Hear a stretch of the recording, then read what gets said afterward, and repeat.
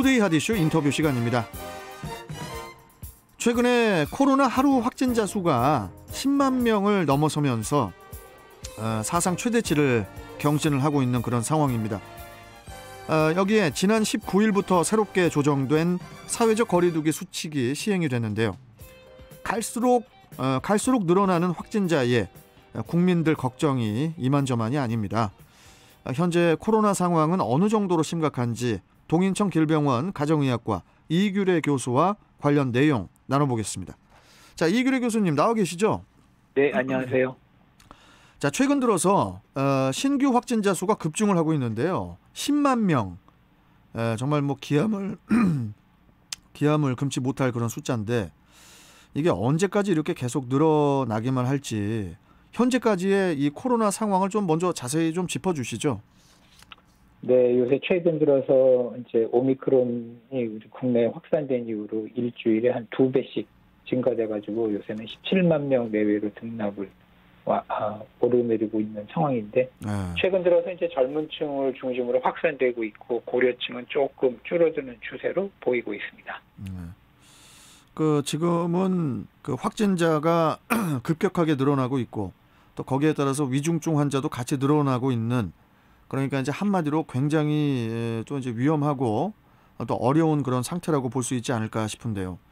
뭐 그렇다 보니 지금의 이 코로나 상황을 이른바 계절 독감처럼 다룬다. 그러니까 뭐 그냥 한철 독감처럼 다룬다라고 하는 말들을 좀 주변에서 좀 자주 듣게 되는데 이게 어떤 의미인 건가요?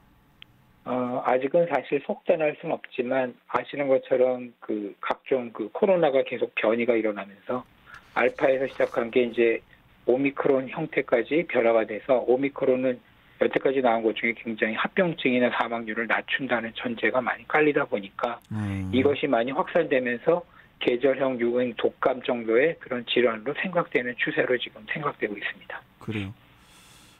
지금 그 신속 항원 검사 자가 진단 키트를 우리가 직접 구입해서 사용해서 이제 검사를 해보고 있지 않습니까? 네. 그런데 이 자가 진단 키트가 정확도가 낮다, 혹은 뭐 믿을 수가 없다, 이런 이야기가 계속 나오고 있는데 좀 어떤지 모르겠어요. 뭐 좀 그래도 일단 정확도가 높다는 가능성을 좀 열어두고 안전을 위해서 자가 검사를 그래도 우리가 해야겠죠.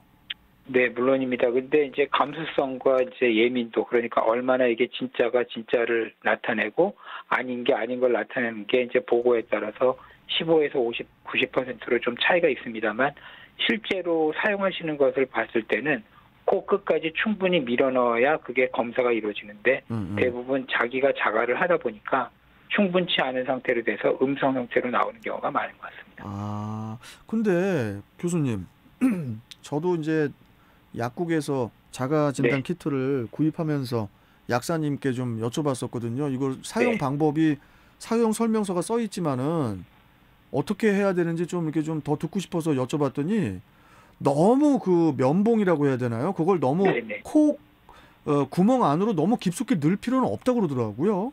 아닙니다. 그거는 이제 예전 방식은 입 안속을 한번 뜨고 그다음에 코를 뜨는 방식으로 이제 고전적으로 하다가 그것이 이제 바이러스 형태가 코 끝으로 가서 있으면 거기에 이제 균이 제대로 이제 잡히기 때문에 충분히 밀어넣지 않은 상태가 되면 음성으로 나올 가능성이 많기 때문에 자가 검사의 그 예측도가 많이 떨어지는 추세를 보이는 것 같습니다. 그러면은 예를 들어서 선별 진료소 같은데 아니면 뭐 드라이브 스루로 해가지고 뭐 갔을 때 거기 그 진행원들이 면봉으로 직접 저희 코 구멍에다 이렇게 넣어주잖아요. 네네. 그렇게 하실 때 기침이 약간 나온 듯한 느낌이 들어야 그럴 충분한 때 검사가 이루어지는 거죠.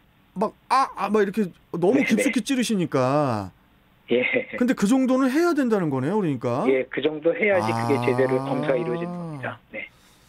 근데 그걸 왜 그분은 그렇게 약사님은 저에게? 네, 아무래도 그분들은 이제 실제로 그런 거를 시술해 보거나 해보신 적이 없어서 그런 거에 대한 경험이 없어서 그런 것 같습니다. 그렇군요. 일단 지금 자가 진단 키트를 가지고 계신 분들 또 구입하실 분들 그 설명서대로 하시되 대신에 면봉을 좀 깊숙이 아주 그냥 눈물 찔끔 날 정도로 네, 그렇게 돼야 충분한 검사가 됩니다. 알겠습니다. 자, 그리고요. 최근에 들려오는 그 전문가분들의 예상을 빌리자면은 코로나의 유행 정점이 3월 초중순이 될 것으로 본다. 이렇게들 이야기들을 하던데 지금의 추세라면 어떻게 일리가 있는 말일까요, 교수님? 그게 이제 그 예측하시는 팀들이 여러 군데 팀들이 계신데 네. 저희 나라 이제 질병관리청에도 있고 뭐 국제백신협회 그리고 학교마다 있는데 숭실대학교도 있고요. 근데 저희 대학에 계신 역학자 선생님께서 이제 얘기하는 거하고 이렇게 종합해 보면 한 20만에서 27만 내외까지는 아마 예상이 돼서 올라갈 거라고 보고요. 하루 확진자가. 그리고 그것이 이제 꺾어지는 추세가 고점에서 되는데 아마 앞으로 3월 중순 정도로 예측을 하고 있는데 이게 좀 더 빨라지다 보면 3월 초에 갈 수도 있어서 그건 약간 좀 변이가 좀 상태가 왔다 갔다 할 것 같습니다. 지금 그 위중증 환자도 그 하루에 그 400명대를 넘어서면서 계속 증가를 하고 있는 그런 상황인데, 네. 우리 의료 체계가 아직은 이 환자 수를 감당할 수 있는 그런 상황입니까?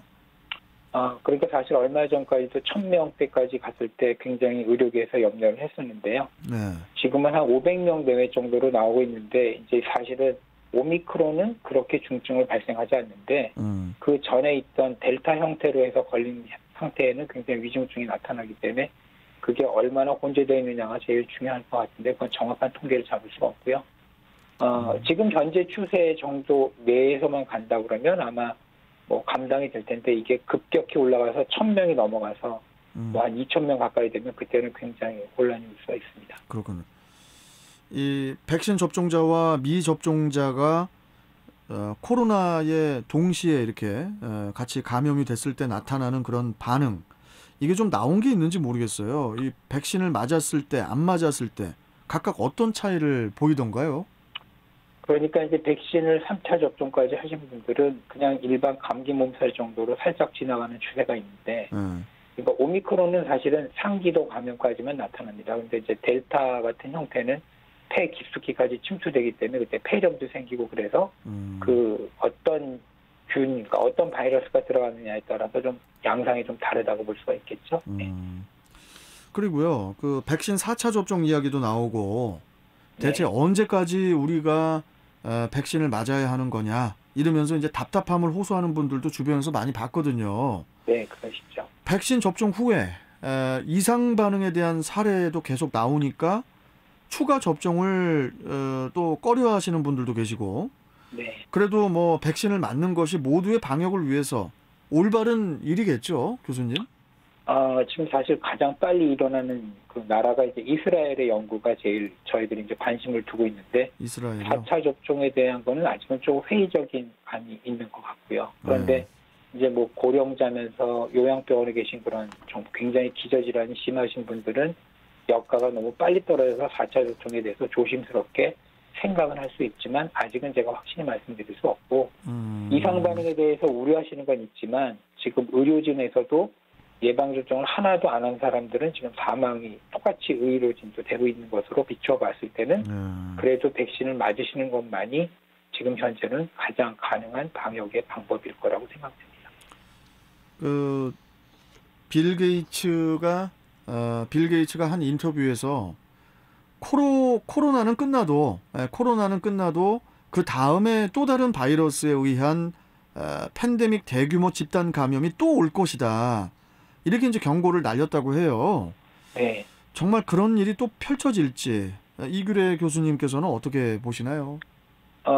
사실은 지금 이제 우리나라, 그러니까 세계 역사를 보면 1920년대 스페인 독감이 한 번 유행했고, 그 다음에 1차 대전, 2차 대전으로 이제 그때는 통계가 안 잡힌 다음에 전쟁이 끝난 다음에 60년대 이제 유행성 출혈열, 그 다음 아프리카 에볼라 바이러스, 그 다음에 에이즈, 그 다음에 사르스, 또 인플루엔자 A 독감이 또 굉장히 심각하게 됐고, 또 돼지 독감, 그 다음에 이제 사르스2 바로 코비드.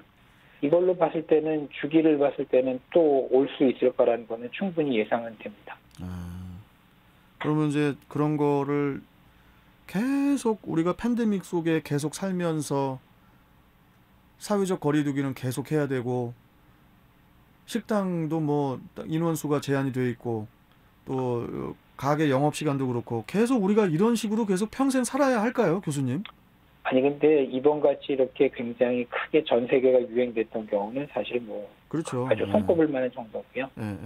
그러니까 일반적으로 제가 좀 개인적인 생각으로 이제 인간들이 계속 그 자연을 훼손하면서 개발하는 걸로 인해서 거기서 이제 변이성 바이러스가 나오고 하는 그런 형태가 생기는 게 많거든요. 그렇죠. 에이즈도 아시는 것처럼 사람들이 동성연애가 되면서 그 에이즈 바이러스가 만들어졌고, 그러니까 인간들의 무분별한 그 자연 침범이 사실은 더 근본적인 원인이 아닐까 생각이 듭니다. 인간들의 저도 인간이고 우리 이규래 교수님도 인간이고, 네. 저 밖에 계신 엔지니어분, 감독님도 다 우리가 다 인간인데, 우리가 잘못했기 때문에 계속 마스크는 뭐 착용하고, 계속 또 이제 코로나 또 오미크론 그 다음에 또 무슨 뭐 왕미크론이 올 수도 있고. 또 뭐 또 여러 가지가 오게 되면 또 거기에 맞춰서 또 저희는 또 이규래 교수님께 연결을 또 해야 되고 전문가분들 이야기를 들어야 되고 또 우리는 수칙 지켜야 되고 또 계속 이렇게 살아야 되는 게 이게 이제는 이규래 교수님 같이 이렇게 전문가분들하고 좀 의료계 쪽에 좋은 이야기를 좀 우리가 대화를 하고 싶은데 네. 진짜 너무 진짜 우리가 힘듭니다, 교수님.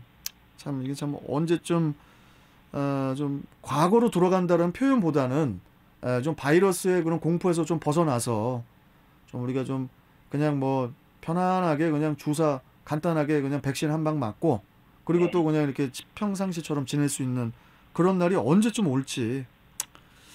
아무튼 교수님 끝으로 코로나를 위해서 우리가 잊지 말아야 할 가장 중요한 부분 뭐 우리 청취자분들 다 알고는 계시겠지만 그래도 좀 한 번 더 강조를 좀 해주시죠. 코로나 바이러스는 공기를 통해서 감염되는 것만큼 호흡기에 관련된 거를 막는 게 가장 중요하겠죠. 그러니까 손을 건드리게 될 수가 있기 때문에 손을 닦고 그리고 마스크를 착용하시는 게 지금 현재로서는 제일 중요한 방역이라고 할 수 있겠고 그렇구나. 결국은 이제 개인 위생에 신경을 쓰신다는 게 가장 모든 거의 핵심이겠습니다. 그 교수님 그 원고에 없는 질문 하나 드려도 될까요? 네네 말씀하세요. 괜히 이거 질문했다가 제가 교수님께 혼날까봐. 아닙니다. 교수님도 이제 병원에 계시잖아요. 네네. 뭐 병원에 우리 동인천 길병원뿐만 아니라 요즘에 그 사람들이 이게 마스크 방역 수칙 잘 지키려고 마스크가 이제 필수가 됐잖아요. 네. 감기 환자 많이 줄었습니까? 감기 환자. 굉장히 많이 줄었습니다. 그러면 그 감기 환자가 그 내과라고 해야 되나요? 소화기관 쪽 그 의사분들 화 많이 내시지 않나요? 장사 안 된다고? 그렇지만 이제 또 개원가 쪽이나 선생님들이 이제 많이 하시겠지만 코로나 예방 접종을 하는 게 또 하나의 굉장히 중요한 수단이 되다 보니까 그렇죠. 어떻게 보면 의료계에서는 또 그것이 또 중요한 또 어떤 재정적인 재원이 하나가 또 되는 듯한 느낌입니다. 아무튼 그 감기 환자가 뭐 줄어들어서 뭐 좋긴 한데 병원 쪽 입장에서는 어떨까 싶어서 한번 여쭤봤고요. 네네. 아무튼 교수님 뭐 또 자주 또 연결을 또 해야 되기 때문에 오늘 말씀 여기까지 듣고요. 또 뵙도록 하겠습니다. 고맙습니다. 건강관리 잘하세요. 감사합니다. 자, 동인천 길병원 가정의학과 이규래 교수였습니다.